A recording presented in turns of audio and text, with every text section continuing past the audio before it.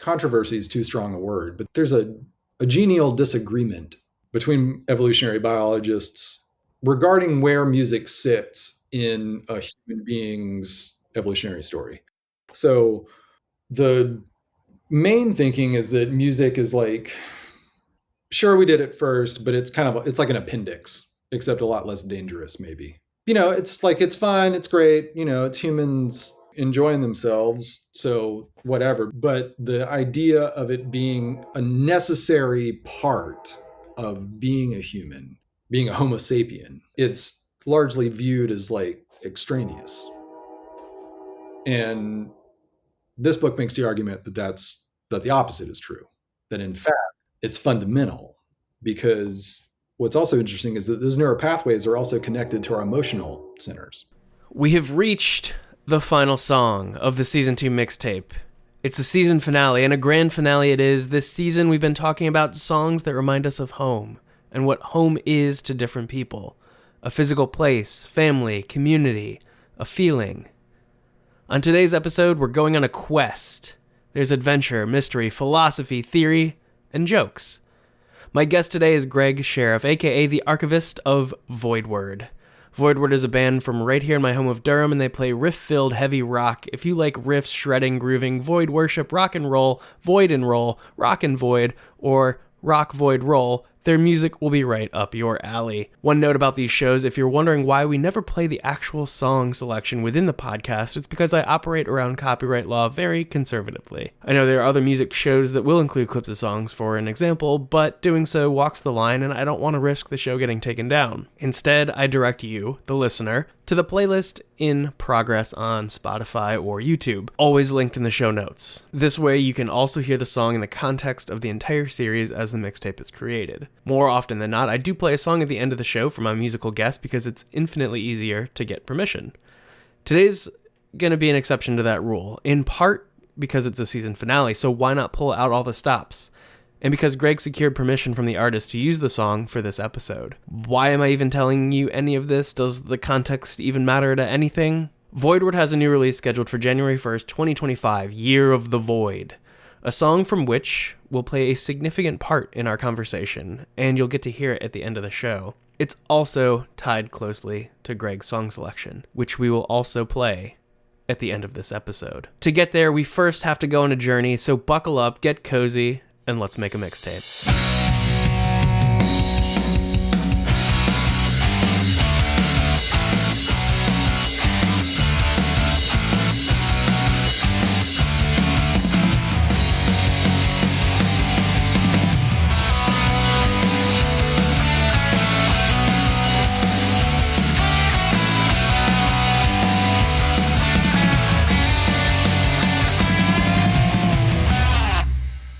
Greg, thank you so much for joining me on season 2 of Let's Make a Mixtape. We are, of course, talking about songs that remind us of home.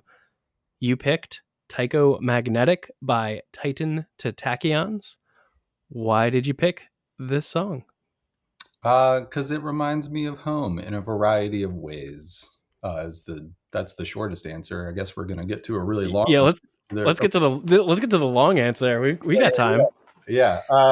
Well, thanks first. Thanks for having me on. Of course, this is amazing.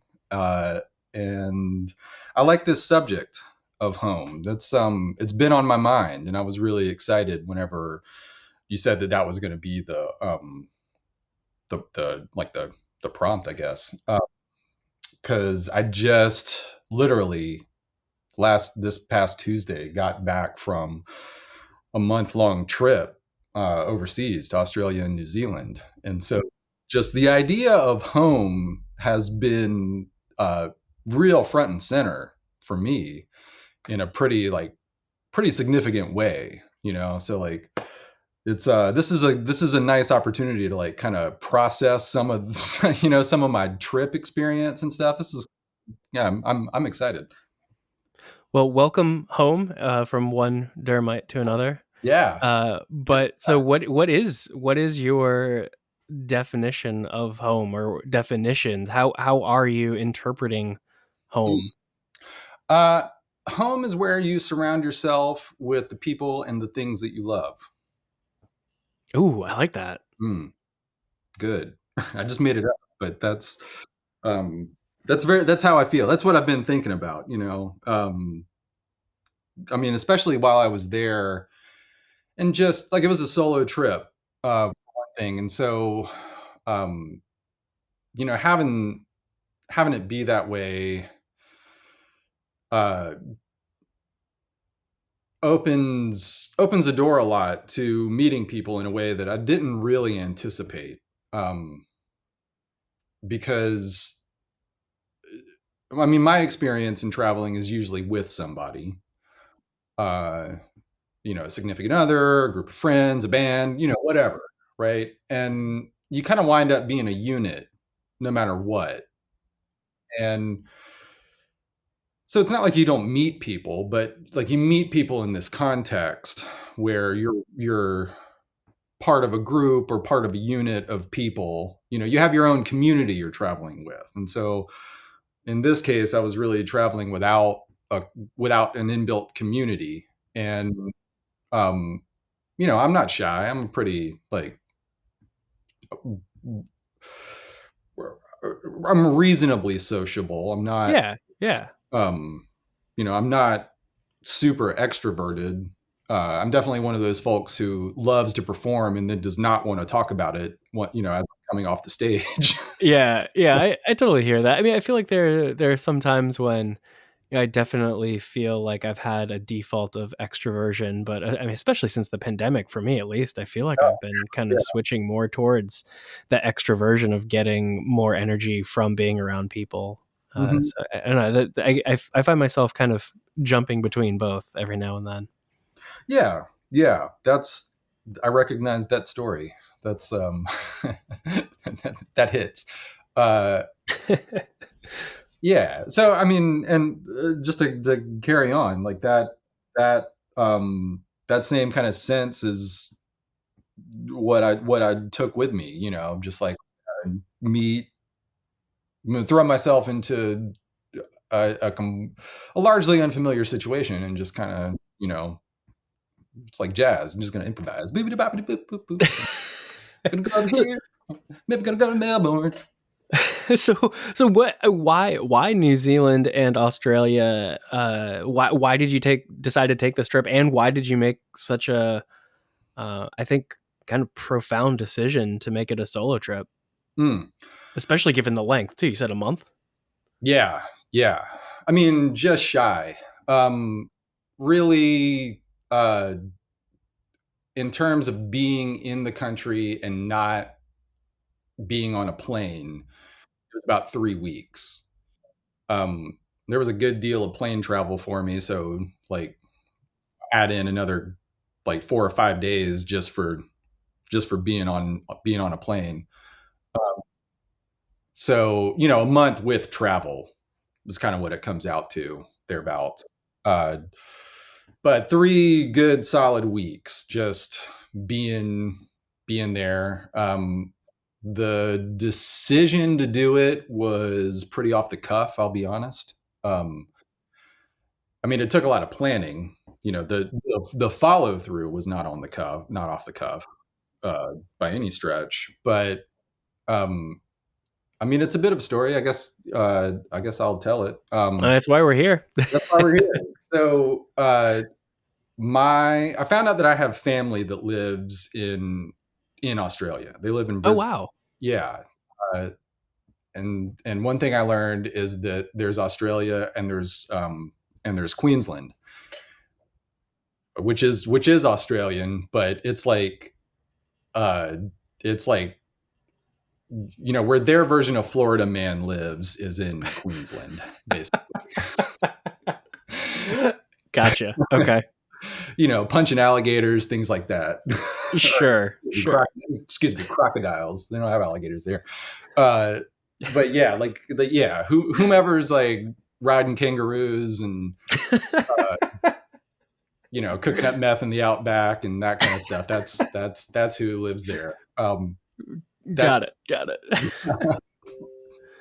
that's not all who lives there, but if you're gonna find that, if that's your community, you could find it there. Uh, but I have a cousin who lives in Brisbane, and uh, her father, my uncle, um, is let me figure out how to just like fast track this story. So my maternal grandfather was in World War II, and I'm he had 6 children total, but my oldest uncle was conceived and born over. My granddad was stationed in the Philippines, and so while he was there, right before he married, he got a local woman pregnant, and um, so my uncle grew up actually in New Zealand. Uh, yeah, from whatever young age, uh, and that's also where my cousin was raised in Auckland. She moved away when she went to school, after turning 18, and then settled in Australia. So that's where kind of the story begins. My Growing up, I didn't know about this uncle. Not many people in my family did, and because my grandfather returned home and got married, and then you know that's where the story started for me in terms of like my family and whatnot.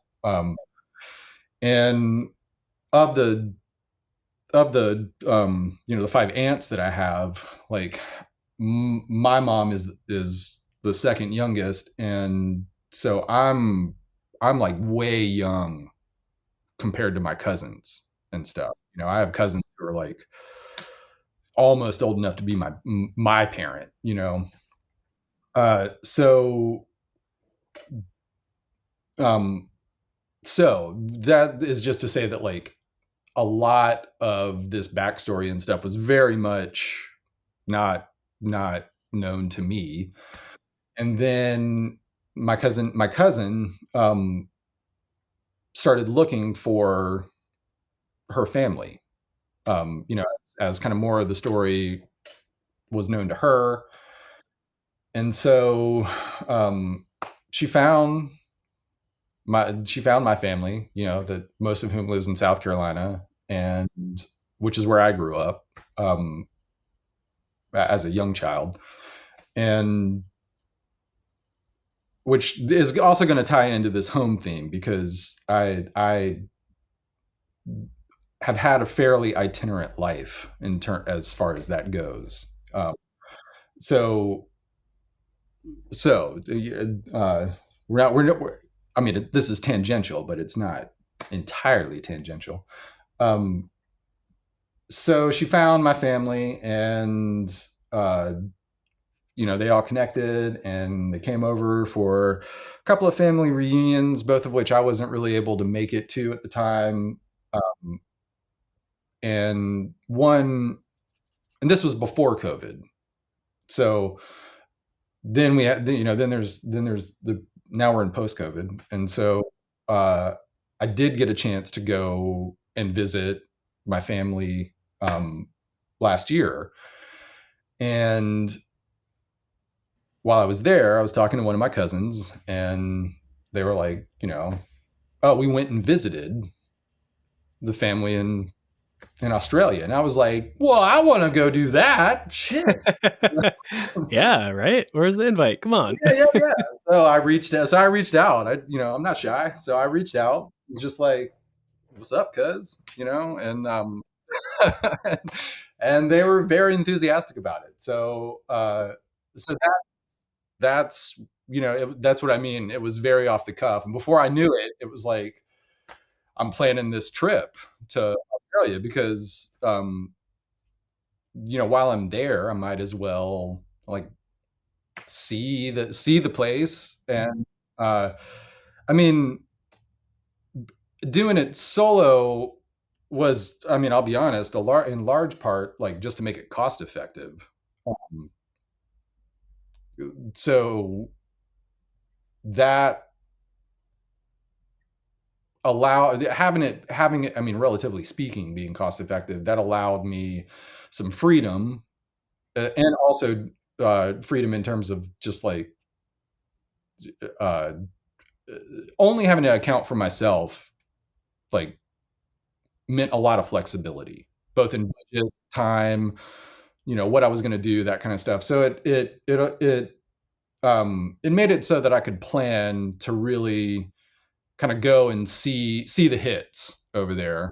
Um, I by no means saw the entirety of either place, uh, but I got a good overview for sure. Um, and it was nice to really be there and meet folks, um,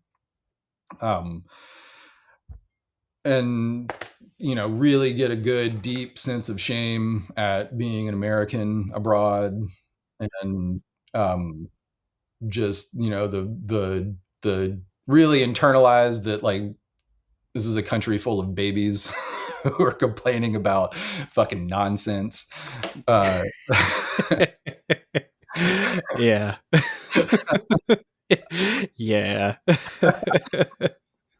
no, I mean, like, or I should let me qualify that, because there is a great deal of stuff to complain about, but there is a very loud contingency of folks who are complaining about bullshit, and they're making it hard for all the rest of us to, like, have some good stuff, like, Yeah, it's all fabricated outrage that distracts us from actually having any sort of meaningful conversation or progress that aids our fellow citizens or yeah, neighbors. yep, yeah. So so I got a good dose of that. Not Was there a lot of kind of very very strong anti-American no, sentiment? no, No? on the contrary. Um, not at all. Uh, So that's what just that the stark like they weren't complaining about the bullshit and just no, noticing kind of the they were silence just of that. confused. They were just confused Mm, and asking very legitimate questions that they expected me as an American to, be able to just, like, kind of shed some insight yeah. and kind of, rationalize for them. And the reality is that, like, it's utterly irrational. Yeah, there's So there's no, like, got bad news for you. It's yeah, like, why do you have so many guns? Ooh boy, let me.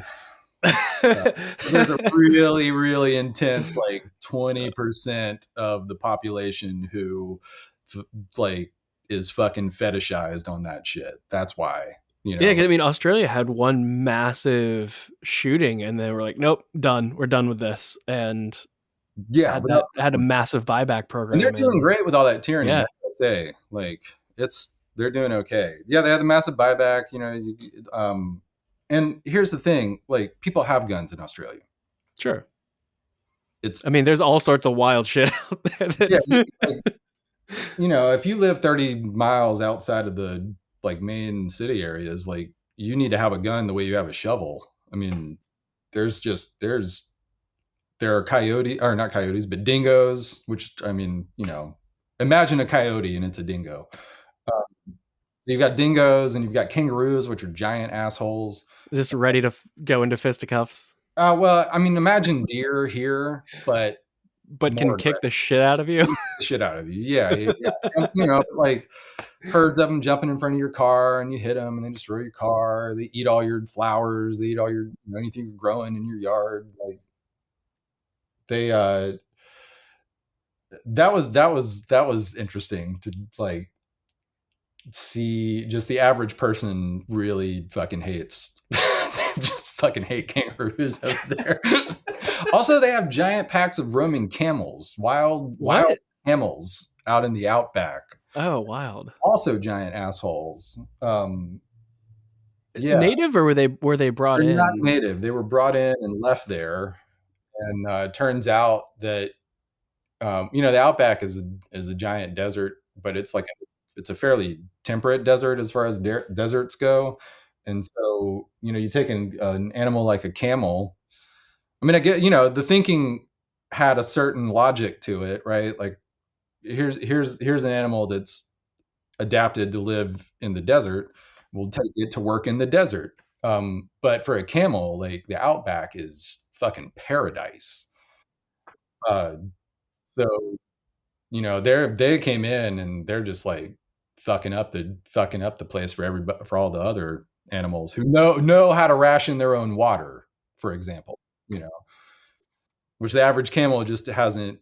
They don't have that evolutionary adaptation. They've grown to if you find water, you better drink all of it. When are you going to find it again? And that's not the case in the outback. They have a little bit of water, so everything evolved to be like, well, let's just take a little bit of water. It's like socialism versus capitalism. Camels are the fucking capitalists who got in there, and they colonized it for everybody, and they're drinking up all the fucking water.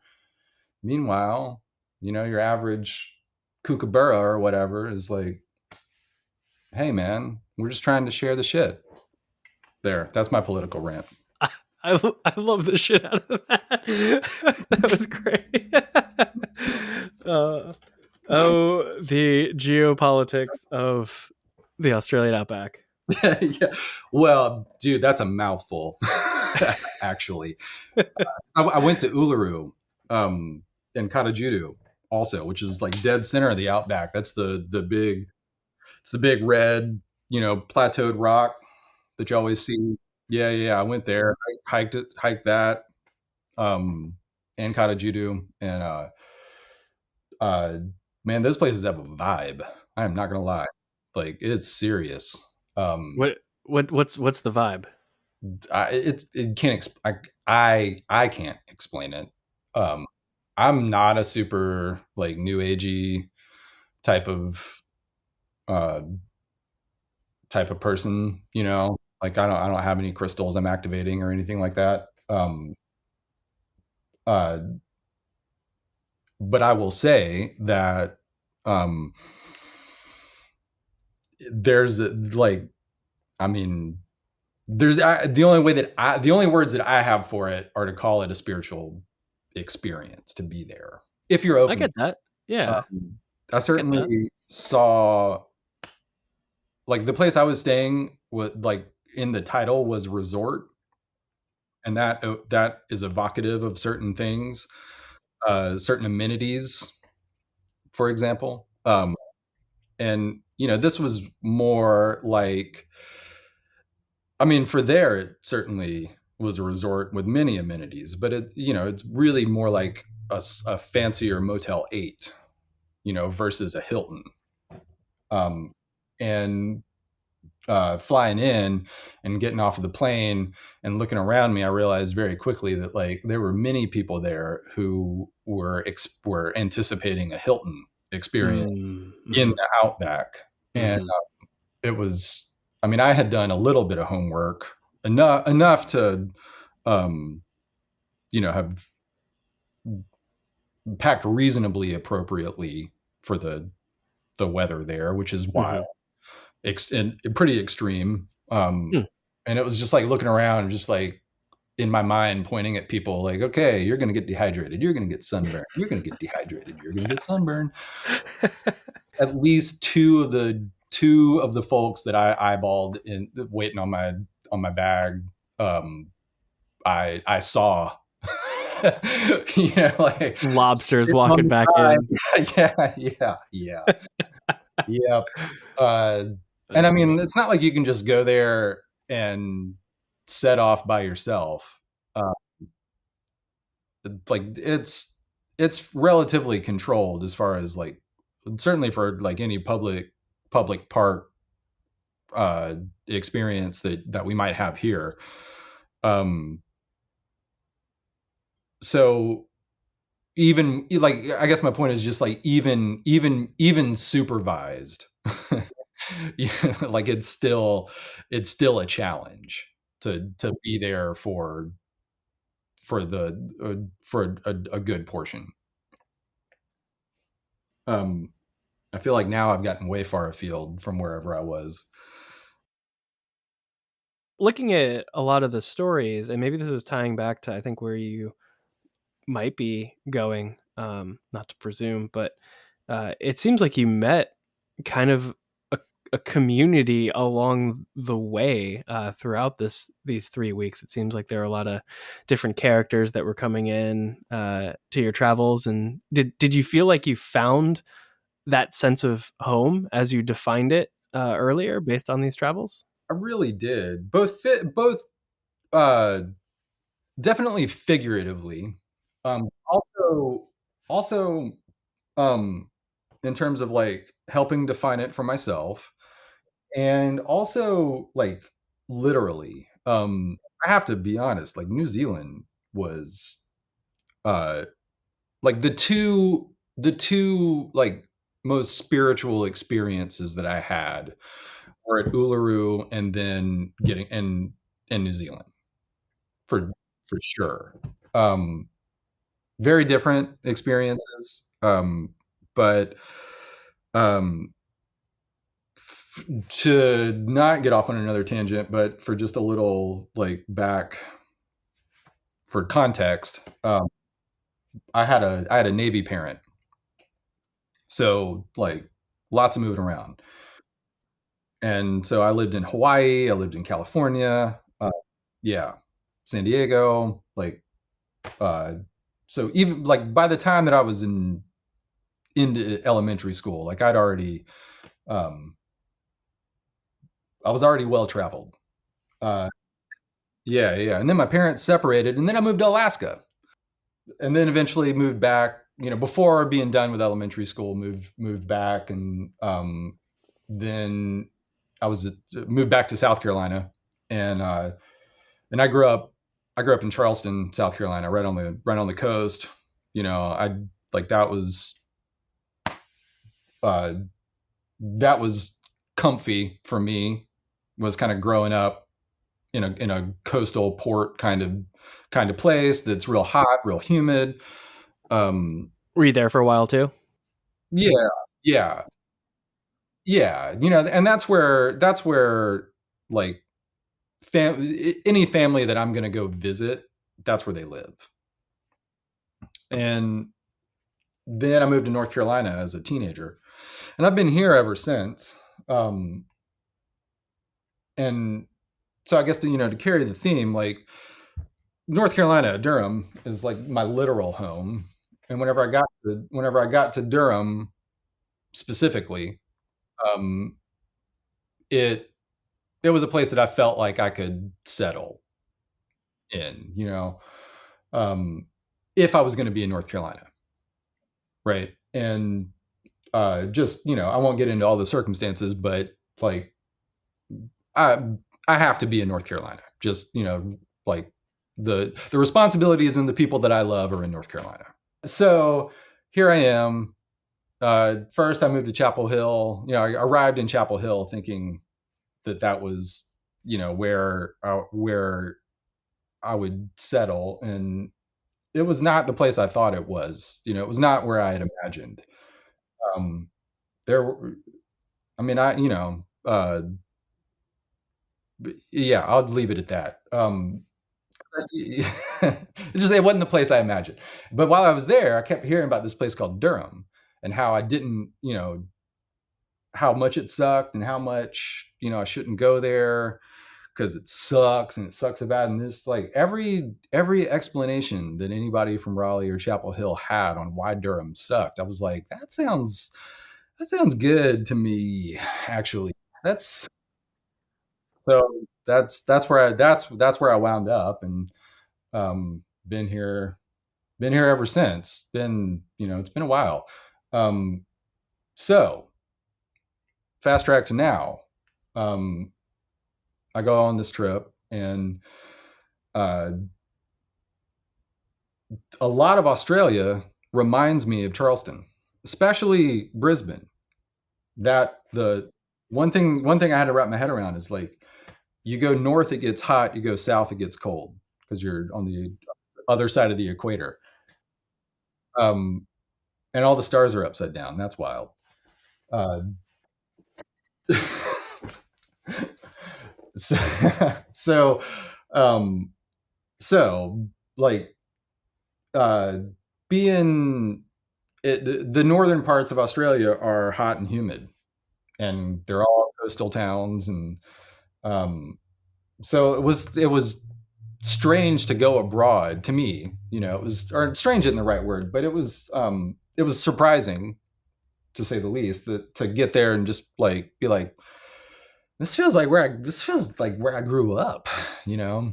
Um, and it very much was like that. And then to also be visiting family there who like I've never met, and they're effectively strangers, but like my cousin looks exactly like my sister and my youngest aunt, like if you just mash the two of them together, um, like that was wild. You know what I mean? To meet a stranger and like there's the immediate affinity of familial relationships, um, and it was, and to be able to like fall right into them, that like that's I mean, I love making friends, but I'm not big on strangers, and so like it like it take and like in a context like this, I'm again, like I'm not shy necessarily, but like I don't just like go around making friends, you know what I mean? uh, some people just like amass acquaintances, and I'm not. Like if you're in my inner circle, that's like we've had some time together, you know what I mean? And so to just like drop right into a scenario like that would have felt very strange and unsettling. But um, in this case, it was opposite. It really was very nice, very lovely, to be honest. That's incredible, and it's such a cool story too. I mean, what an absolute journey. And I love the threads of home. This is a perfect example of I'm telling you, I was excited. I was excited. As soon as I was like home, I was like, oh, my brain lit up. yeah, because we were initially talking about doing a different season with you. I was thinking about doing one on travel, but I think I've since decided against it. I'm kind of glad that I did, because this worked out really well. But I do know, like, every time I see at a show, I feel like you're going somewhere new. It seems like that constantly on the move thing that you have from childhood is stuck with you. It has. I like having a central spot, to Of come course, back yeah. to a home, a place that's like that feels like where I want to be. But in order to keep feeling like I want to be there, I have to get away from it too. Uh, so I mean, I'll be going to the beach here in a little while, which is like that's home for me growing up on the coast. Going to do some surfing for the first time in a long time, and that's going to feel great.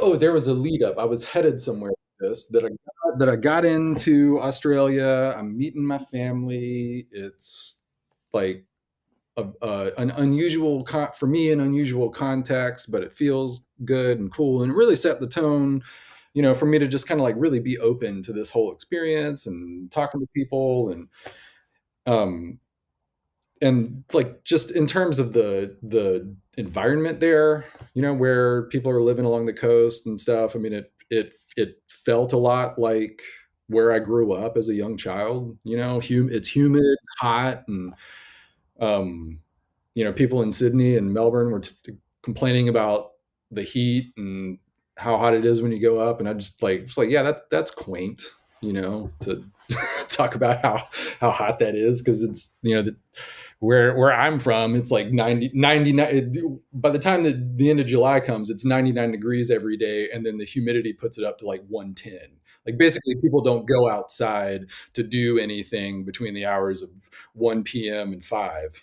So, I get over to Australia, and it's like, wow, this like, it made me feel nostalgic. There are these little short palm trees that look a lot like palmettos from where I'm from, and yeah, it was a it was a really, like, interesting experience That to. must have been so surreal. I mean, you're traveling halfway across, like, to the complete other side of the world, to a place that you've never been to, and you're reminded of that childhood nostalgia of where you grew up. That's got to be super surreal. It really was. And I mean, like, it wasn't just me. I sent pictures back to my family, my cousins and stuff, and, like, they're they're like, "Wait, where are you? That looks like that looks anyway, I won't get into.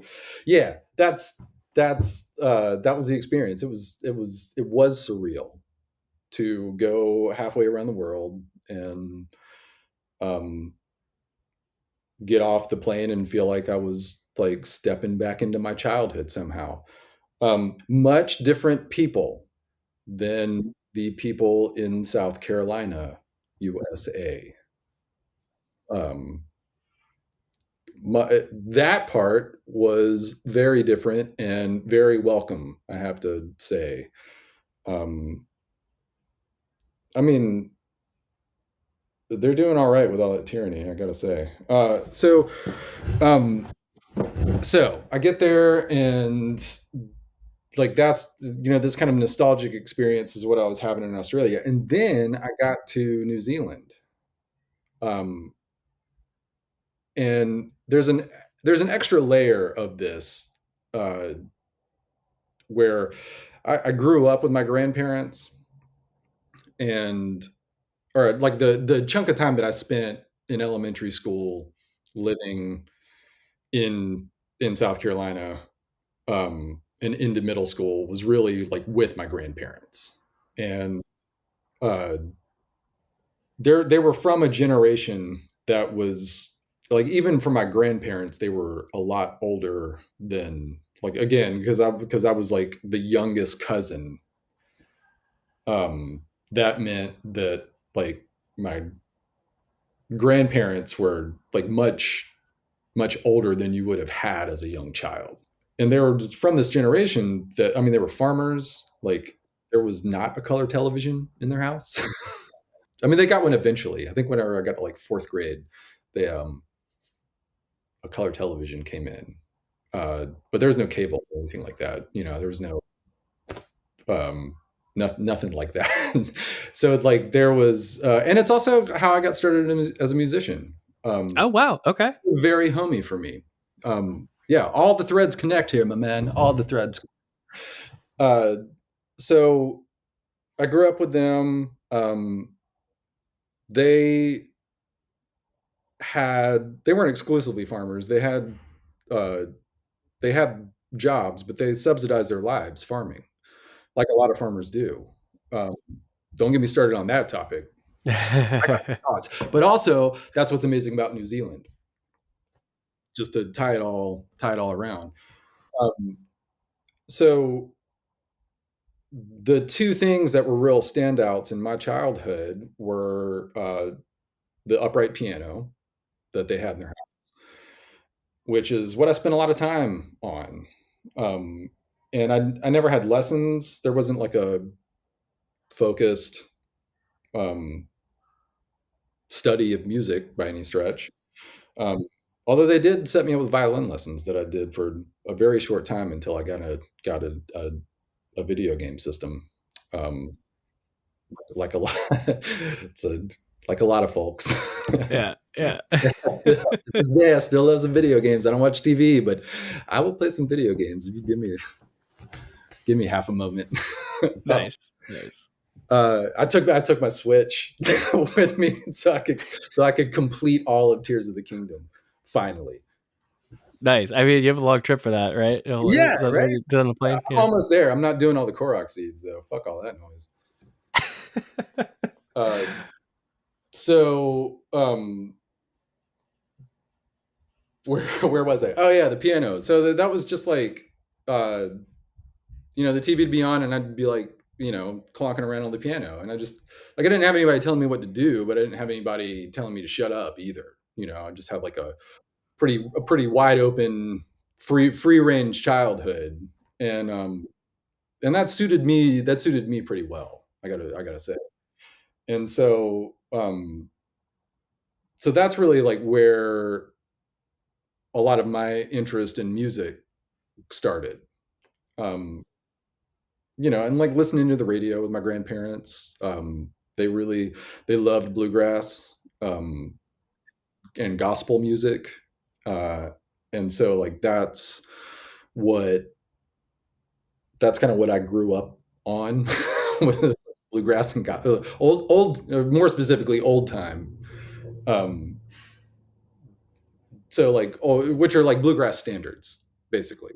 Uh, so old time and gospel music is like what I was hearing, and then the piano is like where I was exploring, and then I got a guitar whenever I was 14, um, which that I did not ask for. I wanted more video games. Um, what I had asked for was video games, and somebody went and got me a fucking guitar. And I was like, "What the fuck is It's this?" the original Guitar Hero, right? Yeah, yeah, yeah. It was the original. It was the original one. Um, yeah, and I mean, it was the shittiest fucking guitar, but uh,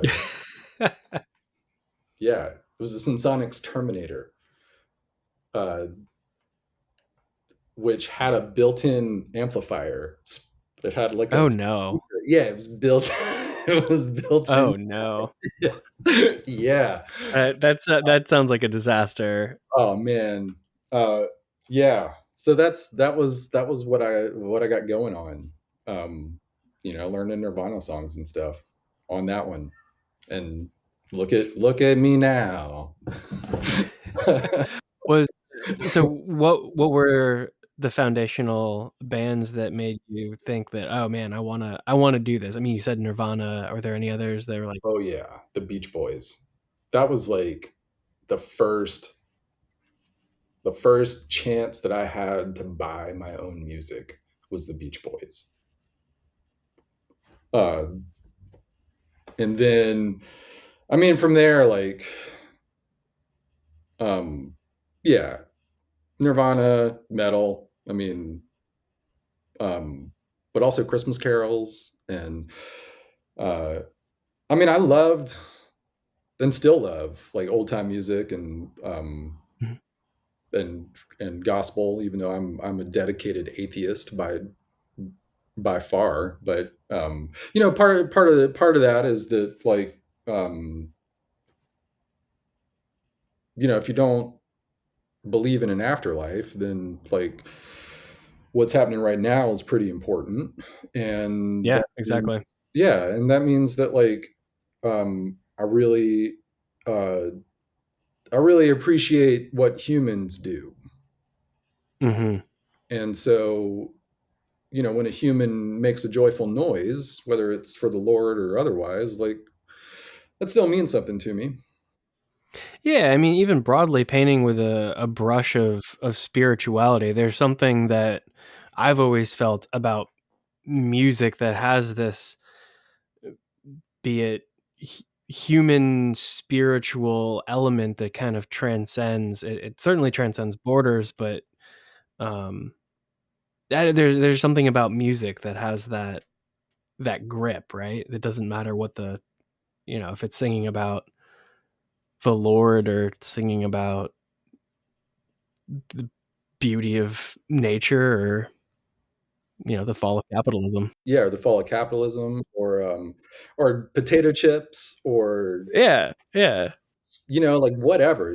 That's to me like that's the amazing thing about one art in general, but two more specifically music is how It's like when you talked about being in the middle of the outback, and I mean, you said you're not a religious person, but you had that spiritual moment. There are moments countless moments I've had with music where it's the same thing. Yeah. It's like the rule on pornography. Like I'll know it when I see it. It's Yeah, the yeah. same thing with spirituality. Like I'll know it when I I see know it or a when I hear it. spiritual experience when I see one. Yeah. I put that thing away.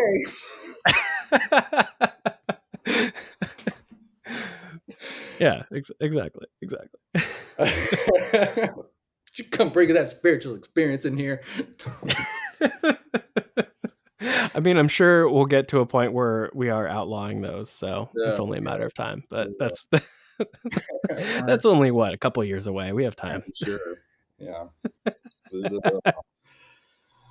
Well, in the meantime, Uh, we'll just revel in it right now. Yeah, I mean, music is as spiritual and as a religious of a practice as I am certainly willing to engage on. Um, but more importantly, it's the one that I feel compelled to engage on. And I mean, to the point that like I'm actually next month I'm starting a certification course for being able to teach from Pauline Oliveros's deep listening composers practice, which is a very, I know it sounds really pretentious. Um, it's really uh, a way of approaching music and by extension approaching life from a place of listening and listening presently as one of the most present ways that we can be and move through the world. I So like that. yeah, I do too. That's why I'm taking the course. So what's the goal with taking the course? What are you hoping to do with it after? Well, it's part of a kind of a longer term plan for myself where I'm going to get a music degree. The idea is to get one in music education. And this is largely preparation for that. Um, I'd like to wind up with my master's in music education. And so getting there requires a lot that I won't get into, but that's part of it. You know, doing this course is kind of part of that plan for myself. And uh, ultimately, what I really am interested in doing is teaching.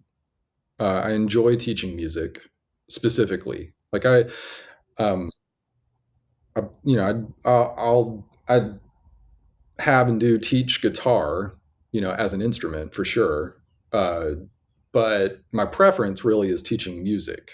Um, and so that's what I'm interested in doing long term is kind of uh, really kind of going a lot deeper than just well I'm an experienced musician and b you know reasonably knowledgeable, certainly not by any stretch as knowledgeable as someone who's like really done a focused dedicated study. But that's what I'm interested in doing. I'm interested in getting there. That's um, awesome. so and I want to get but the reason I want to get there is because I want to teach um, I want to teach, but I want to teach the I want to kind of like teach teaching to teachers, if that makes sense. And the Yeah, deep listening yeah. practice is a place that I want to kind of develop curriculum from. Yeah, there's a lot that I don't like about the way that music is taught, uh, and especially as a self-taught musician, you know, it's a chip that I carried around on my shoulder for a long time. Uh, of just like, and this is all going to tie in, by the way. Oh, I mean, you've not let me down so far. I love a concept.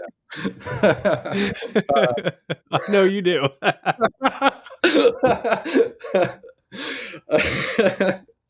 Have you heard my micro album? I have actually. Oh yeah, that's right. Yeah, I'm not shy. You have. You have heard I have. I very much it. enjoyed it. Yeah, out in September. So yeah, that's kind of the story of my, the next 10 years of my life. Ideally, that's what I'm going to be working towards. Um, how did we get here? In your grandparents' house with the piano, and then you got a guitar. Piano, and also, so I grew up. Grandparents had a piano, and they also had an entire set of Encyclopedia Britannicas because they were from a generation that had, like, every house had an upright piano, or like if you had a home, you had an upright piano in it, and you had a set of Encyclopedia Britannicas. Oh Um, yeah, because there was it like, was the law. It was the yeah, law yeah, back yeah, then. yeah, yeah, yeah. So many traveling salesmen were just like banging out Britannica sales. So, so like I said, like I didn't have, I didn't grow up watching MTV and stuff, like that didn't come from me until I was a teenager. Like I had the piano and I had the Encyclopedia Britannica to, spend my personal time with.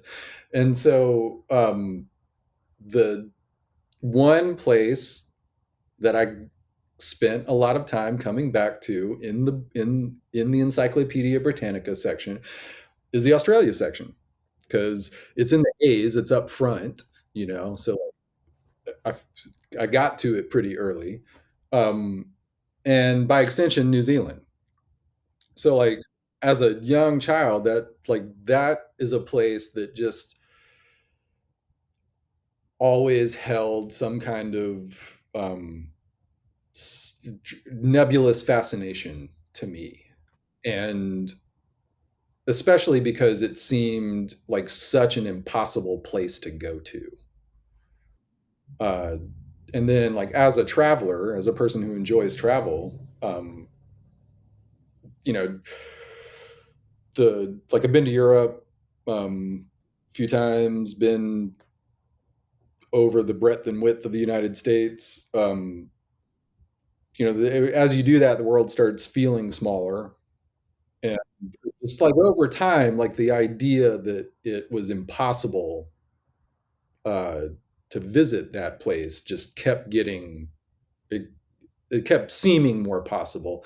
And then when I found out that I had relatives there, and not only not like distant cousins or anything, but like first gen cousins, you know, That world got even smaller. yeah, Yeah. right. It really did. And yeah, and the next thing I knew, like, I'm planning a trip to Australia, and I might as well see New Zealand while I'm there. And New Zealand really was like, that was the place that for me, like, really seemed kind of, uh, cool, because it's like Australia's got its own flora and fauna, and then New Zealand's is even more specialized. Um, and uh, so then, like, I'm in Australia, and it's and like so again, like I go to this place that has existed in my mind in this like fantastical state, right? And I get there, and it's like walking into my childhood. It was wild. Um, and then I go get to New Zealand, and New Zealand turns out to be the place I had fantasized. I feel like that doesn't happen that I'm often. not gonna lie, it felt profound. I mean, just in the actual usage of that word, it it really it was a profound experience for me. Just like I hope that I've arranged the lines of storytelling to arrive at the conclusion that, like, all arrows point to, for me, or stepping into New Zealand, like, there was no alternative than for me to have that experience. of just What was it that gave you that sense of profundity? that's hard to explain. I'll be honest. I mean, I can tell you, the landscape's amazing, um, and the folks there are uh, real, largely really cool, and et cetera. But it just is not. It was a very personal experience, just and because of that, it's hard to articulate. I get that. Yeah, yeah, yeah. I'm not being coy. Just No, no, no. I totally. It's. I get what you're conveying, and I respect it. I appreciate it. yeah, good. Thanks. Thanks for not shitting on it. So yeah, I get there and it's just like amazing. Um, and it's like it's the only place that I have been where I felt like I had regret that I hadn't grown up there. Wow. That's how it felt. Wow. Wow. Okay. Yeah, that I hadn't like made a life there. Hmm. That which was a like was pretty for me. It was pretty profound because Yeah. like I've moved Yeah. around a lot. I've really early on I really had to internalize the sense that home is an internal feeling. It is not a place where you are. It's not a home is a condition. You live in a condition of hominess or not, as far as I'm concerned. And so uh, it has meant that I've had to get comfortable with um, wherever I am. Is going to have to like that's going to have to be home. And so like I've kind of planted my flag here in Durham, uh, and Durham felt like a place that I could dig in and make a life, and so that's what I've done, and that's been great. Um, and then I got to New Zealand, and it was like, damn, like this is where if I could have like chosen a place to get born, this is it. Uh, and like uh, one just crazy experience. Um, Actually, the whole trip was full of like Dickensian coincidence. Like I mean, and again, like I'm not a like the universe, the universe has charted our course for us, and all we have to do is land in it and all that kind of stuff. I mean, like I don't want to go to a place of describing my experience as uh like there being some higher consciousness at work in it, like but just there were a lot of statistical anomalies, to put it bluntly. Every activity I showed up to do, uh the weather was always perfect for, and the weather changes a lot there. The expectation is that like the weather is going to suck, or at least suck like when you need it to not suck. um and like so I kept waiting for that moment, and it just never happened. Over a month of doing I did a fuck ton of shit, I'm not gonna lie. I mean, uh because again, like I'm solo, so it was just like, I'm gonna chill in my hotel room, I'm gonna like cram the hours, and I was jet lagged. So you know it's like, I mean, I slept some sometimes. Um, but like every single day I saw the sunrise and sunset every day that I was. Yeah, amazing. Absolutely amazing. And so like and again, like those are special times of the day. Um, Sunrise and sunset. There's just, there's something nice about those times of day, and to just like have my days bookended in that way was really, that was special. Like um it was a really special experience. I That's cannot sounds even, amazing. yeah, I can't even believe that uh it's like what I just got done doing. Um and even more unbelievable is that like instead of having the effect of now I'm home and I'm so disappointed, you know, it's been the opposite. Like it's really I would say like really deepened and intensified my appreciation, you know, for what I have and what I've chosen, you know. Um because then there's this just like fantastical place on the other side of the world that um has essentially just like plucked out of my fantasies, but it's there, you know. Like the first big hike I was doing, I was in Rootburn, and which is like it's a lot to get into, but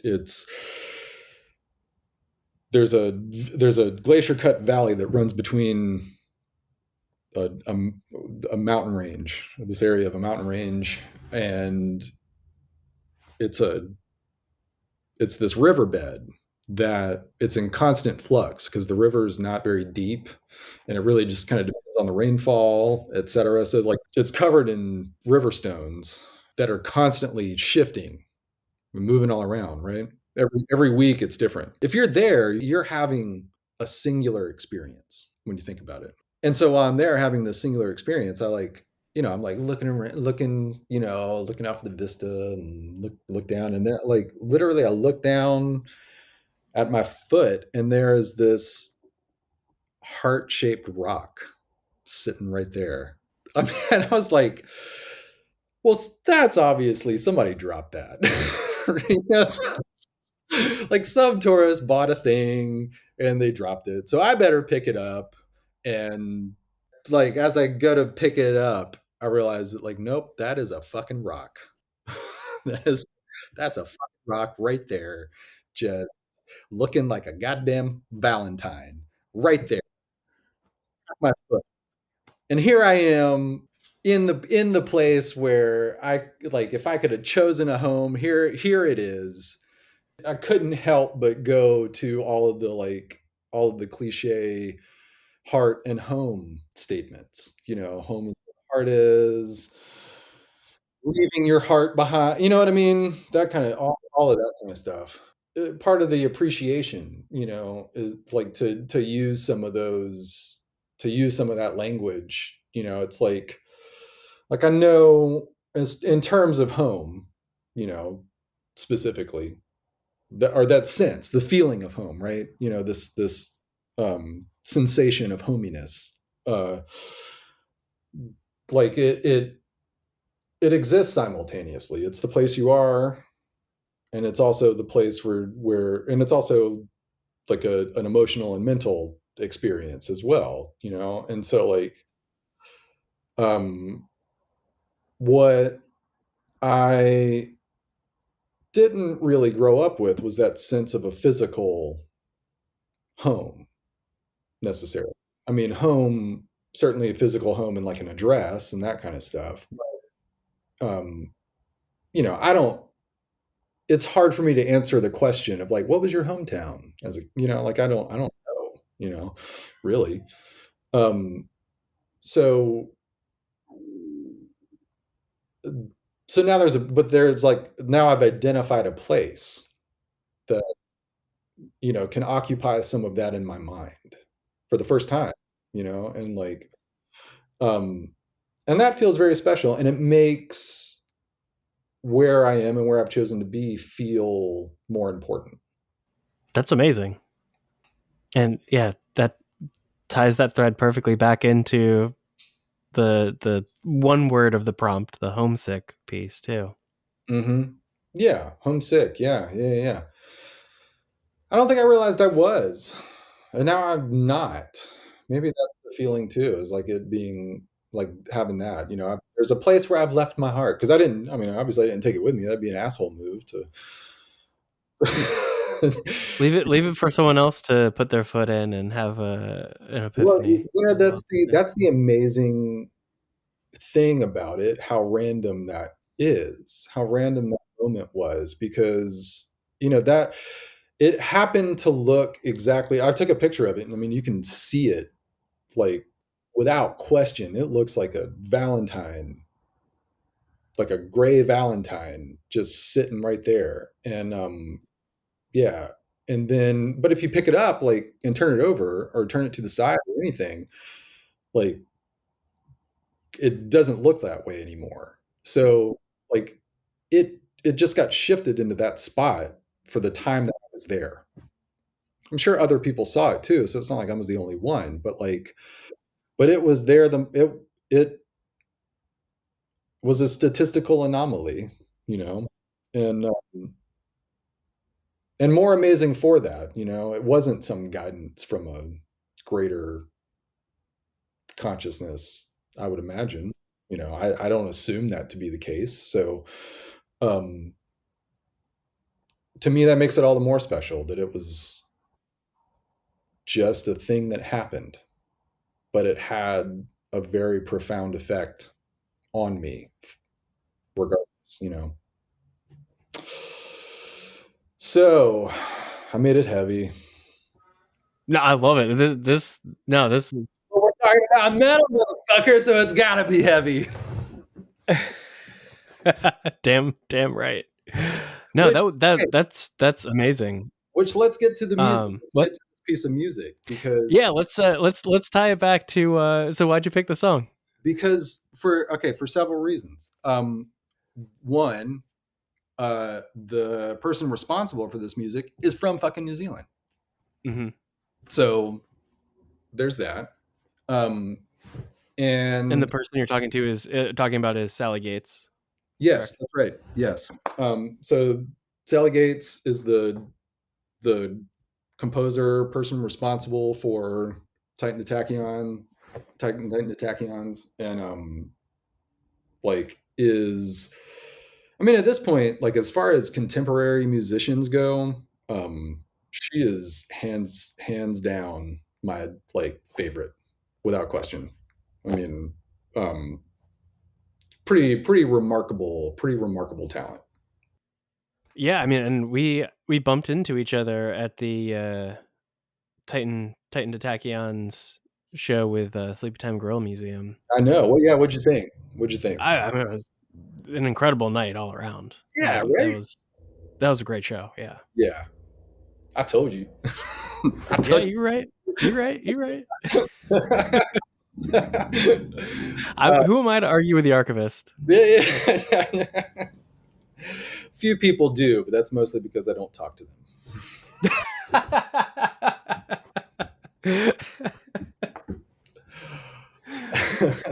It's easy. Fair play. It's just easier that way. Yeah, no, I get. I get. Why engage in feedback? Just gonna hear shit you don't want to hear. Yeah, exactly. So yeah, so this piece of music, Tycho Magnetic.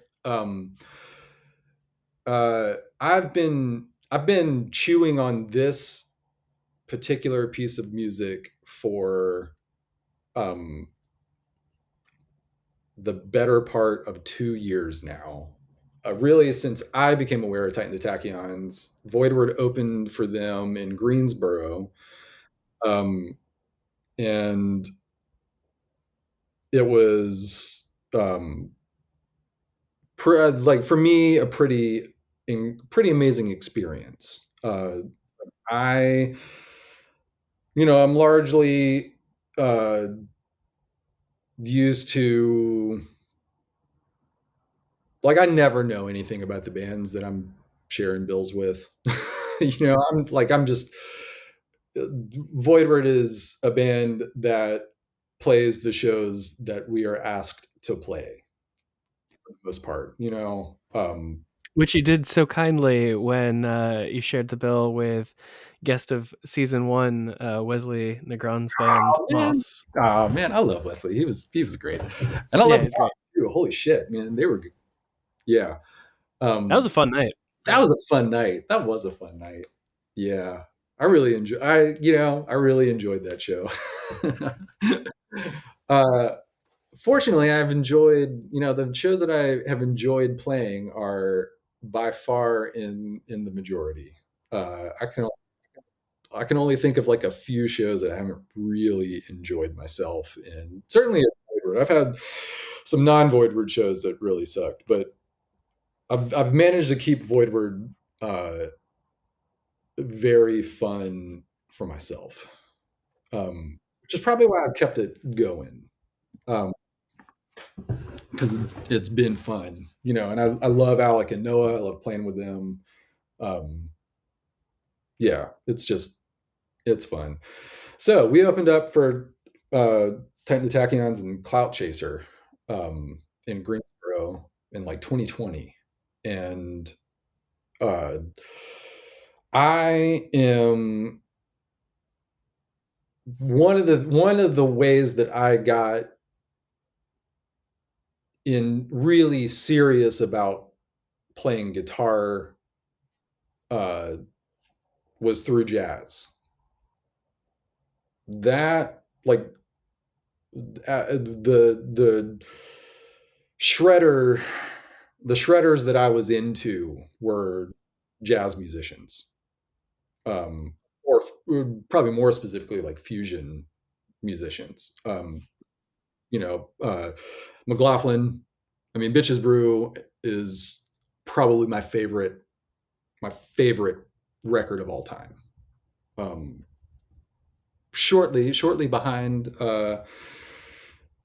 shortly behind would be Jack Johnson. Both McLaughlin records. His playing on those is amazing to me. Um, I mean, he's got on Bitches Brew. He's got a song called John McLaughlin, and what's amazing about it is like he barely plays on it. uh, yeah, he plays like these little. I mean, he's playing lead on it, but there's so much space on it. I mean, and it's just him like making these little stabs of stating the melody in various ways, and but mainly it's got this just fucking badass riff going on in it.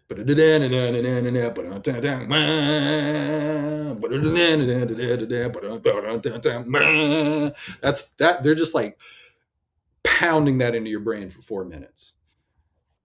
And then he's playing anyway. That's like that's very homey music to me. Yeah, no, you're just tying those threads, man. You're weaving it. Very homey for me. The other place for me is metal. You know, I mean, I'm a I love I'm a first four, um, solidly. I'll I don't mind the radio hits from the Black Album. I can get down with those, but like I don't uh, I don't really ever like go to the rest of it. But Justice, uh, Ride the Lightning. I mean, Master of Puppets is obviously great, but and it, so like those between it was like Metallica and John McLaughlin were like how I and to this day that's still like my approach to playing guitar and experiencing music, that I make and stuff like that, right? So like um those are the things that I love. Those are the places where I feel homiest, Cattle Decapitation and um Sonny Chirac, who's another like big influence on me. Or yeah,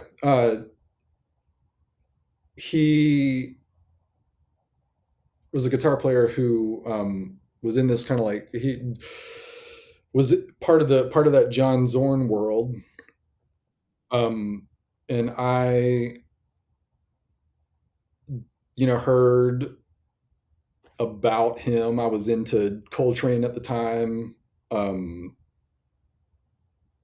and more specifically, I was into this his like kind of free period, which was late in his career. Interstellar Regions is amazing to me, and so uh, Chirac was like a really um, free avant player, and so like that had a big effect on me because I didn't really know you that like you could just I didn't know you could just do that on guitar. Like I heard people doing it on saxophone, you know what I mean? But then it was like, oh shit, well, I want to do that, I want to play guitar. So that's the music that I really love. That's the music that I feel homey in. There's also bluegrass, and there's also, I mean, I love all music. I love it all, man. I'm polyamorous when it comes down to it. Polyamorous. Oh, damn. I'm never going to get that out of my head. That's good. Uh, Polyamorous. I didn't. Yeah, Holy shit. I'll be honest. I did not make that up, but it was a well-timed usage. I got. It was great. Uh, And credit to whoever coined that pun. Hats off. Abigail Sheriff. That's who. So polyamory. I love music. I love listening to it, and I love playing it. And I don't discriminate.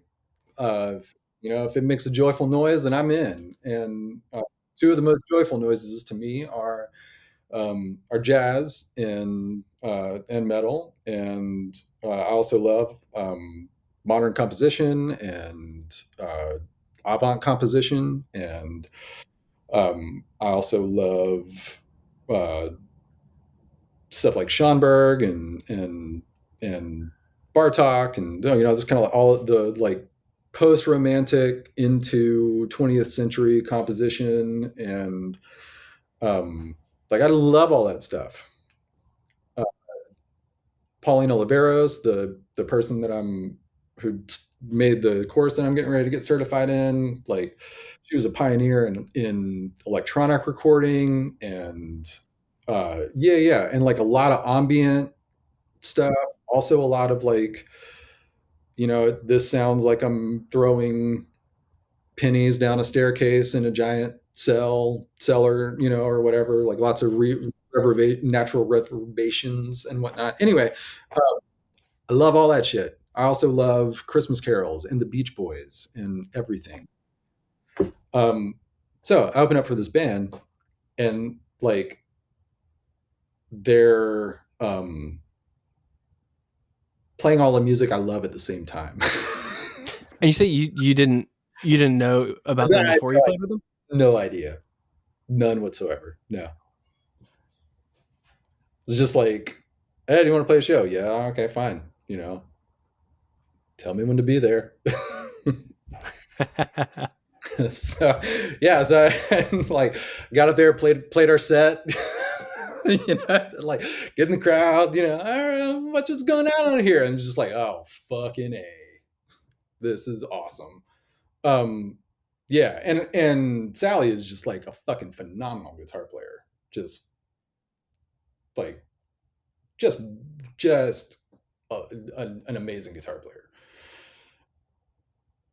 And one of the things I really appreciate about her style of playing is like how seamless she has incorporated the kind of uh, what I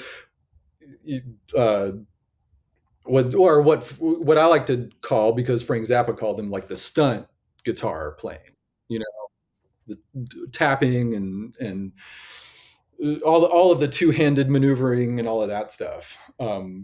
The the Wang bar, um, uh, all of that. She has incorporated into her playing in a very seamless way. Like uh, one of my pet peeves about that stuff, and one of the reasons why I've kind of um, as a player personally, I've mostly avoided it on purpose, not because I don't like it or appreciate it, but because I haven't really always felt like I have much to offer. Uh, in the conversation of tapping, I don't, I don't know that I have much content to put in. Um, and so like it's a little bit of a pet peeve of mine when it's like, all right, well, I'm playing, and now let me get ready to tap. You know what I mean? Uh, so for someone like her who's playing the way that she does, where it's just like, um, it's just part of her. To me, it sounds like it's just part of her train of thought. Hmm. Which is like, that's pretty cool to me.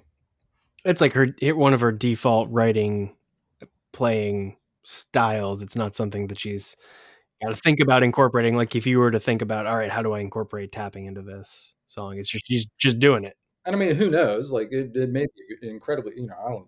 It's not like I know her enough to to like say one way or the other. But it just as a listener, um, to me, it sounds very natural. It sounds like it doesn't sound contrived. You know, which often that kind of stuff does to me. I mean, I absolutely recognize the amount of like the prowess that that goes into getting there, and certainly as someone who teaches guitar and plays guitar, um, and it's like reasonably serious about it. Like I understand intimately like what what is required to play that way, and especially as someone who does not play that. So anybody that has gotten there, like hats off to you. Like that took some fucking work. But that doesn't necessarily translate into musicality always. A lot of, I mean, and so that's the thing for me is like seeing somebody who's got such a like excellent musical sensibility, also utilizing what I know to be like pretty difficult guitar playing. uh, and so like on a personal level, seeing that opened a door for me because you know I know a lot of folks who whenever they see other amazing musicians, like they say something like, it made me feel like, well, what am I doing?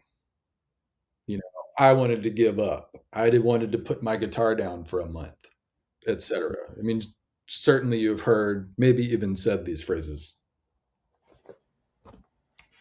um but I don't have that response whenever I see somebody who's better than me. uh, I go to one of two places. I either am like, that person is so much better than I am, and that's amazing, awesome. Or I see somebody who's better than I am, and I think, well, fuck that. I want some of that. I'm gonna shoot for that. And that's the experience I had here. And so I played that show, and I'm listening to that record, Cactides, like on repeat, and listening to Tycho Magnetic on repeat, and there's a solo in there that it's like awesome, and it seemed just like lengthwise and stuff, like it seemed the most approachable point for me, so I chose to like I decided I was going to transcribe that solo for myself, um, which does not mean write it out in notation. Just like I'm going to learn this, I'm going to like do my best to learn to play this solo, um, which is how I've learned to play. I'm going to learn this riff. I'm going to learn this lick. I'm going to learn, sit down, listen to it. Like I didn't learn to read music until COVID. Um, Well, I got inspired by Schonberg, who largely seems like a giant asshole based on the biographies, but and also in his one of his books, The Structural Functions of Harmony. He sounds like a fucking asshole. Uh, he seems like he was probably just an intolerable human being all around. But uh, but he taught himself theory and composition from a mail order catalog, Damn, all right. right? And then goes on like this guy goes on to like completely upend uh, tonal music. So all the music up into the 20th century is tonal, meaning that it's kind of in various ways fixated on this kind of like one to five relationship, the tonic to the dominant and back, and everything's just kind of, there's a lot of focus on that. And then in the 20th century on, and largely I mean, it was headed that way. It's not like Schonberg just invented this out of nowhere. Although he seems like the kind of motherfucker that would tell you that. That's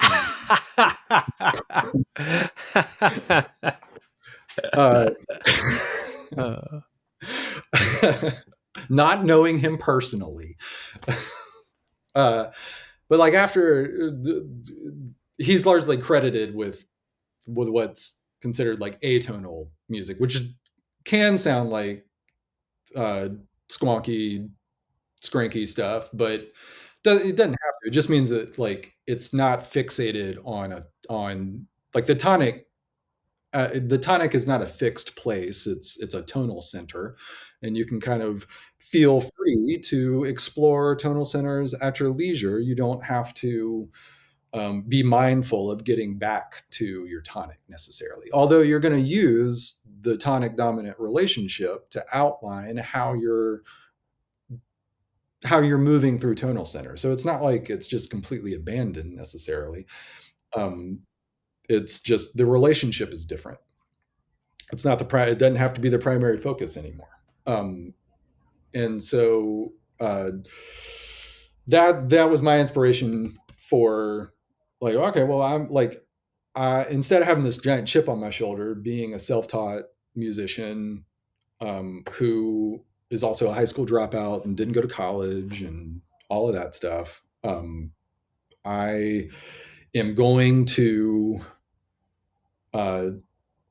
learn music theory. I'm going to learn to read. I'm going to learn composition. I'm just going to order some books and go to town. And that's what I did. And then, wow. Like, as I started realizing that I was learning it, I was like, well, now I think I know what I want to go to school for. so, so I enrolled in college, and amazing. Yeah. And here I am talking about getting a master's in music education. That's incredible. Well, thank you. Yeah, it feels good. I'll be honest. Good. And so, music is important. So music is important to me, for these reasons. Like it's been around me all my life. My parents were musicians. Then like growing up in my grandparents' house, my youngest aunt was so young that she was like my big sister. And she played violin and piano. And so, and gospel music. I had to go to church every Sunday. Uh, so like singing gospel, uh, waiting on my aunt to get done practicing so that I could bang around on the piano. A very brief stint with violin lessons, and then getting my own guitar. That's like it's been around me all my life. Music is a thing that's just been there, and um, you know, coming to a place where I'd have realized what it means to me, um, and that it's what I would like to. It's been a way that I could like uh, approach thinking about things and contributions to society at large. If that doesn't sound too pretentious, but just like it's been a way of thinking about things larger than myself. Music has. Um, and because like being curious about it led me to like learning about the history of it, and that is going to introduce you um, to the various ways that various cultures, by choice and not by choice, contribute to this extended conversation that humans have been having since before language. Think about that for a moment. Music came first. Um, Yeah, I Singing, mean, music is language. Music was the first language, maybe. like I read a book not too long ago called "The Singing Neanderthal." That's by a biological evolutionary specialist who, Ooh. yeah, it's good. It's pretty well researched. Um, it spends a lot of time talking about um, the the neuropathways that underpin our ability to understand and experience music, and more specifically, uh, in it spends a good portion of time on patients who have experienced brain trauma and developed either aphasia, where they lose the ability to understand language, or amusa, where you develop the inability to experience music. Oh, that sounds like hell. Yeah, right. It does. And they're like, um, one of the subjects had been a concert pianist who had been in an accident of some kind. I don't remember, but had an experience of brain trauma that damaged that area of the brain, and he said like he not only he couldn't remember any of the pieces of music that he knew, but his motor function was still intact. So the muscle memory to play all of the pieces of music that he knew was still there. So he could sit down at the piano like an automaton and move his hands, and they would play a piece of music. But to him, it sounded like gibberish. Isn't that wild? That's yeah, that sounds like a good book. Damn. That's yeah. I mean, it's dry. Don't get me wrong. It's not like Yeah. It sounds like an interesting book. it's an interesting book. Yeah, it's not like a well crafted narrative. So it's not a page turner, but No, there's a no, lot of good information there. yeah. Yeah. But it's a curious. It's like there's a lot of good stuff. For the Mhm. curious in there.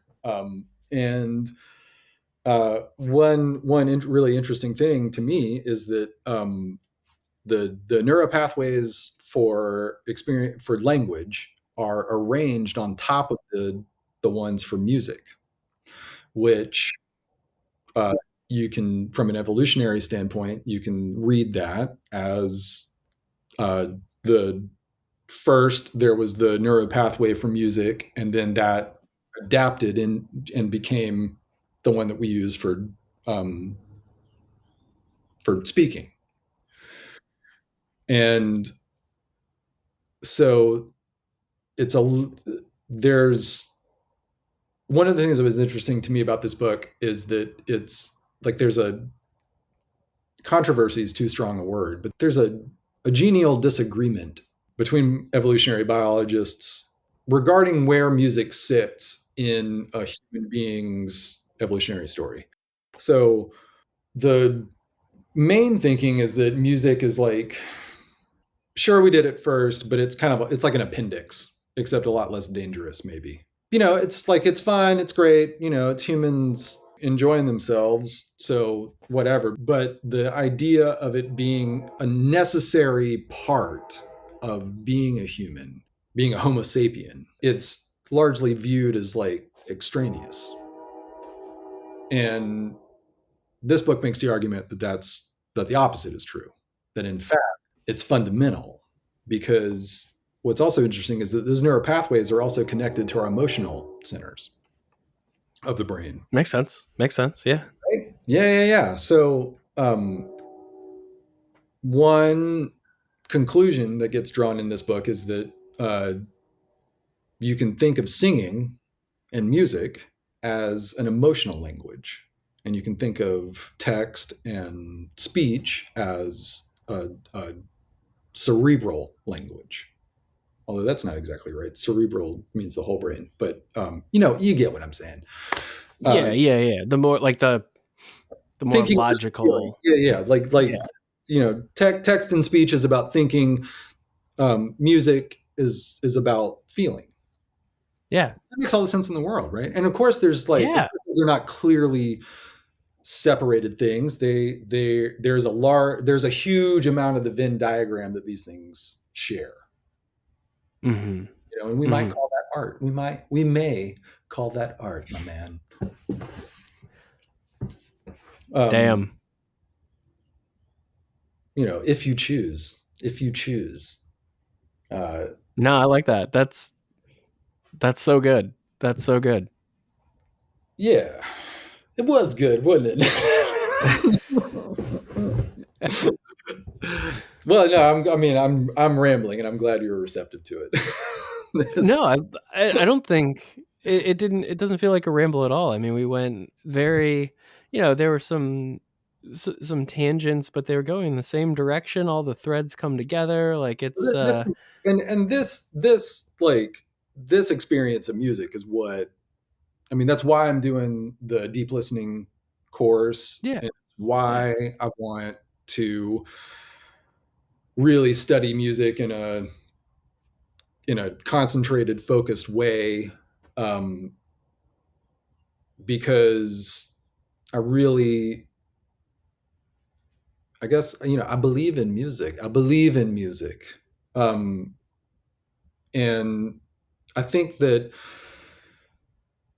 being really mindful about the approach of how we transfer music on to other people and to future generations is important, and that it would be important to make sure that there's the option of approaching it in this way as being fundamental to humanity, not an extra thing that's also kind of fun. So there I am at the Titan to Tachyon show.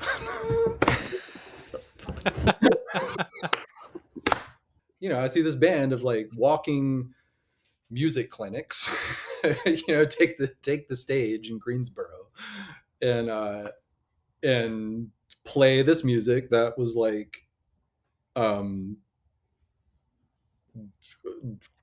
avant-garde jazz metal. Mm-hmm. Right? I've just explained to you all the things that I love. Like, Are you fucking kidding me? Yeah. It was like it's crafted personally for you. I know, right? And So I was just like listening to that album, and I decided I was gonna transpose this guitar solo, and I mean, I'm no stranger to getting in over my head on those kinds of things, and like I'm very forgiving of myself about um not learning something perfectly. Like my approach to that aspect of learning to play music is very much like get as much as you can out of it, don't kill yourself. And that's like any students that I've had that conversation with, that's the conversation. Like learn it as best you can. Take the time, take it seriously, but like don't make the end goal um you know knowing it perfectly. Right, right, because you'll kill the fun for it if you You make will. it. You will. Yeah. Yeah. So uh and I've seen it happen, just over the course of life, just knowing musicians, and um like one thing that's important to me, and that kind of informs a lot of like my feelings on the state of music teaching or whatever, is just like every conservatory graduate that I know, and it's not like I know a bunch, but any of the ones that I do know uh, are just fucking bitter about it. Uh, and that, like, I don't know, that doesn't sound healthy to me. Yeah, music's not supposed to be better, No, it's at least fucking in fun. its It's yeah. fucking fun, and it's a joy, and that doesn't mean it's not challenging or anything like that. But that's part of the fun, It's like that it's challenging, like it wouldn't, but it can also be entirely easy. Like you can make it as complicated or as simple as you want, and each are equally as valid. Where else do you say that about things? Nowhere. That's where. uh so there I was at the Titan to Tachyon show. and, uh like I'm trying to transcribe this solo, and like not only did I get it over my head, but I like probably got as close to like, oh man, as close to wanting to put my guitar down as I ever have. Wow. I'm just like, I am not up for this. I'm not up for this. I thought I was okay. I thought I was pretty good. People tell me I'm pretty. People tell me I'm pretty good. And like, You're pretty good. I've huh? seen you play multiple times. Well, I mean, I know how to. I know how to play the instrument. Just like I know how to play it. Whether or not I mean, I certainly don't feel like a genius, and I'm not going to rate my own talent because that's a fool's errand. Um, so I don't know. I just like I'm going to make myself happy with it, and that's as much thinking as I'm going to put into that element of playing music. I'm going to do it. I'm going to do it as best I can, and I'm going to make it fun for myself, and that's that. And trying to learn this guitar solo was as close as I've gotten to like, do I know how to play music? Do I know how to play music? Because like it was just not uh from I mean like a lot of the art of learning music is to grab on to familiar concepts. You know, once you learn the Jimmy Page lick, you'll start recognizing it other places. You start realizing that, oh, he actually stole that from Albert King, who stole it from somebody else, and then like you hear it everywhere, and like And there's just none of that. There was none of that in the solo. Nothing I could just like reach out and grab onto as a like anchor point. Both because it's complicated, but also because like her style of playing is just not. It is very foreign to me. Uh, I don't have a vibrato on any of my guitars because if I look at it, it's going to go out of tune. I do not have the touch for that is required to to use that thing constructively. Um, so that's like that's one of those things. I'm just like, well, fine. I'm just like I mean, you know, nostalgic, inspirational music for me is Hendrix. Um, and just at some point, I just had to realize like I'm not that I can't play like that, but I am not going to play like that. I'm just like because it would require me um to shift something that I'm feeling uh capable of and comfortable in. Makes sense. If you put a vibrato on a bass, how are you going to feel? I, I, I, I don't even know what to do with it. Yeah, exactly. That's how I feel. That's how I feel about anytime that like I pick up a guitar that's got a vibrato on. It's like, why would I do this? Um, so so there's that, and then also like the two-handed playing and stuff is like, I'm that's like another area where I just like I very much learn the skills that I need to accomplish the things that I want to accomplish. Like that's my mode as a player. And um so I mean, I like have like a running conversation with the other skill sets, like tapping and that kind of stuff. Like I learned the basics of eruption, but I couldn't play you eruption. I mean, I could like, play a 5-second blurb from eruption, that would demonstrate a particular technique. You know what I mean? Like I'm not gonna like I don't have any utility for it. Here's this solo that is like all of that, all of the stuff, all of the stuff that I don't do. Plus it's complicated. Plus it's like um just like challenging. Um so uh so I still haven't. It's been 2 years. And I'm still like, but what I had to do though, was uh I had to literally transcribe it, not just by ear, but like I had to write it out in notation for myself, get a handle on it. Because I had to it was not an experience I'd really had where what I needed to do was like set this thing down in front of me so that I could study it like an academic way. Um, so I like that's what I did, and I have never done that before.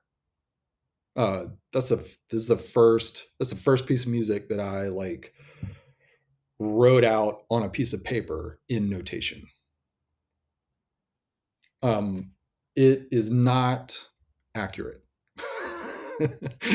And I've been like the notes roughly are, but just like it would anybody uh, that teaches that like the correct way to notate music would lose their minds. I mean, like it was yeah. Anyway, um, so like I had to like just I had to put this piece of music on a piece of paper for myself so I could like look at it and just be like, what the fuck is going on in here? Um, and Uh, so you can. I hope I'm making clear like all the ways in which again like these threads are all just kind of running together for me because I was kind of like already on the path that I'm talking about before hearing hearing this music, you know, and seeing Sally play and um and just like kind of being confronted, you know, by with this experience. So It's kind of the musical equivalent of finding that heart-shaped rock. right on. There you go. Damn, dude, you're good at this. Tying it all together, buddy. Damn, I would not have gotten there, but holy shit, that is correct. That is correct. Well done. Hey, you just put the pieces there. Cool. Yeah, no, that's amazing. That's so cool. Yeah. So home. That's like that's that music felt very homey to me, even though it is like not. I mean, it obviously like you know, if you were just to listen to Voidward, you would not make the assumption that I also, you know, like avant composition. Sure. You know what I mean? Yeah, Uh, yeah, yeah. and oh, but also, I mean, like I have like a very mild, genial, competitive streak. You know, like want to, I don't need to win or be better than anybody, but like I want to know that I can do the best that I can. Yeah, that's healthy. I hope so. Um, I mean, it feels pretty good. You know, it's worked for me. I'll say that. Um, and when I was recording these two songs that are coming out in September, like it came time to do the solo, and I'm just like, I don't. Every solo that I play is improvised, every single one, and because you know it's all about jazz for me. Even if I'm playing metal, it's still about jazz. That's the challenge that I set for myself. Is like you know because I mean you know metal is often very fixed compositionally speaking. You know, I mean you can't just like you make up a riff and then you play that riff. You play the riff.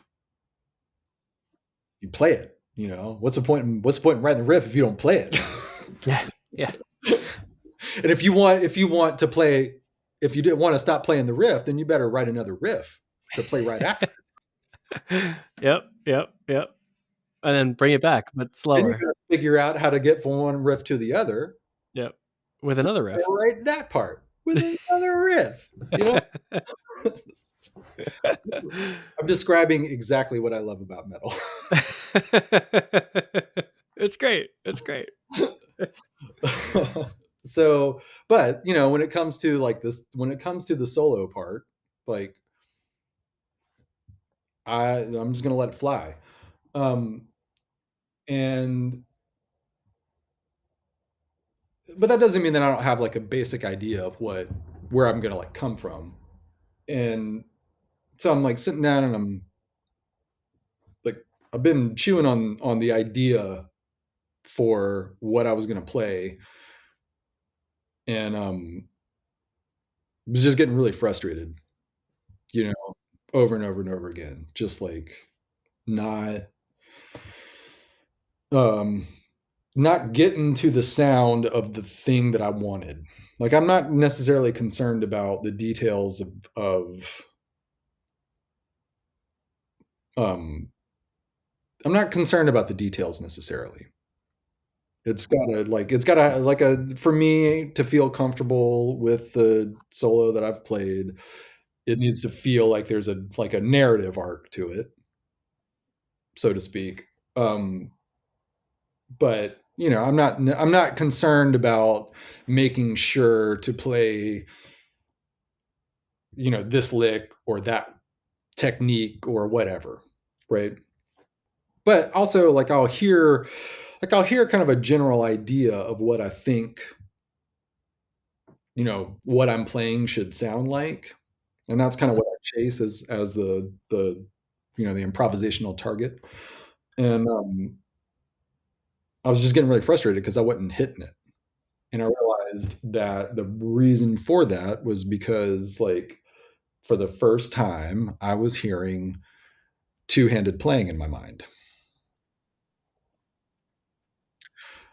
And in large part because I'd been spending a lot of time in this solo, you know, and having to like be confronted with the necessity of using that technique to like make it sound like anything that made sense.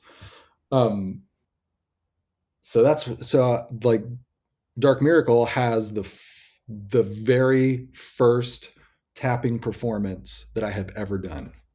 It's all tracking with me because as you were talking about the tapping, I was like, I've seen you tapping. I know I've seen you, and so that's that song then that you were playing, Dark Miracle. That's right. When yeah, I love that song. I love and the tapping is great. It blows my mind when you play it. Shit. Well, thanks. It it's yeah. I felt proud of myself. I will say. Good. I mean, there's something as as a musician, it's that growth, right? Like that competitiveness with yourself. It's like the more you spend time with a music or with a technique, you grow a little bit each time. And Totally. I mean, I've noticed this with myself. Like there are things now that I'll play that I mean, when I was starting out, I wouldn't even have dreamed of being able to play those. But over time and just working through things, musically, like you get there eventually, and then you just can't, you just keep going, and it just keeps it's stretching. Mhm. Yeah. Yeah. And I love it. Success lives in the margins. Yeah, exactly. Yeah. If you shoot for which is like, I mean, uh, I don't remember what I was actually going to say, but that sounded good. Success lives in the margins. Yeah. Let's go with that. I'll quote you on it. Yeah. It's Okay. good. Good. Mastery is the presence of discipline, not denial. How did that sound? Great. That's the title of my. That's going to be the title of my coursework book. Music theory. Mastery is the presence of discipline, not denial. How to Music by Greg Sheriff. Love it. Love it. Oh man. Well, Greg, this has been a phenomenal conversation. I had a lot Thank of fun. you Thanks. for spending a great portion of your afternoon talking with me. Thanks for spending a great portion of your afternoon with me and inviting me to do this. And Oh my, man, this was awesome. yeah, Anytime, no, man. this was yeah. Is there anything? Just real quick before we sign off, I know you have a new mini album coming out. Is there anything? Micro album. Sorry, micro album. It's not a single; it's a micro album. Yeah, that'll be coming out in September. Occult Symmetry um, is the title. Also, with album art by Sally Gates of Tycho. Ooh, all right. Yeah, yeah. See how it's all, buddy. It's just you're a weaver. And I love a concept. That's great. So, yeah, yeah. Which is like that I asked and she said yes. Like, I mean, I was shooting for the moon as far as I'm concerned, Yeah, and shoot your shot, man. yeah, yeah. Well, I did, and she said yes. So I was like, Amazing. yeah, totally. So I'm looking forward to. I'm really looking forward to that. This will also be my first like vinyl. So That's also amazing. Thank you again. This was an absolute pleasure. Listeners, if you have a chance to see Voidward, you better damn do it. If you're local to Raleigh and listening to this episode on or around release day, Voidward is playing Kings with the band Make, opening for Today is the Day. I mean, the day of the show is Thursday, October 24th, but the band they're opening for is Today is the Day. Voidward's new micro album Occult Cemetery is out January 1st of 2025, Year of the Void.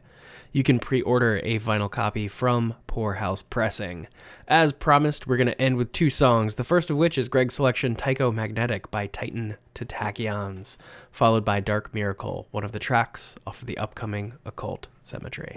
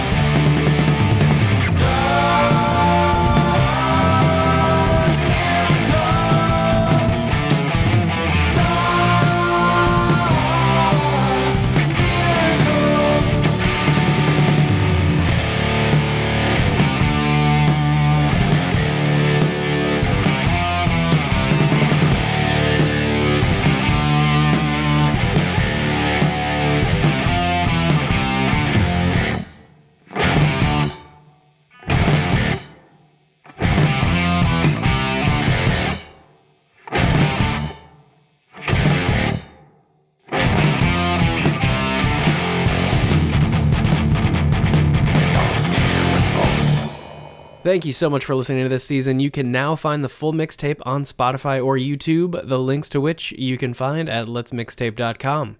Be sure to subscribe and rate, as it feeds the algorithm gods to help the show get discovered. Massive thanks to all of my guests for their participation this season. The show will be back for season 3, the date of which remains unknown, but at letsmixtape on Instagram will be the first place you'll hear about it, so be sure to follow for updates. The show was recorded and edited by yours truly. Show intro and transition music was written and recorded by Scotty Sandwich. Thanks again for listening, and catch you next season.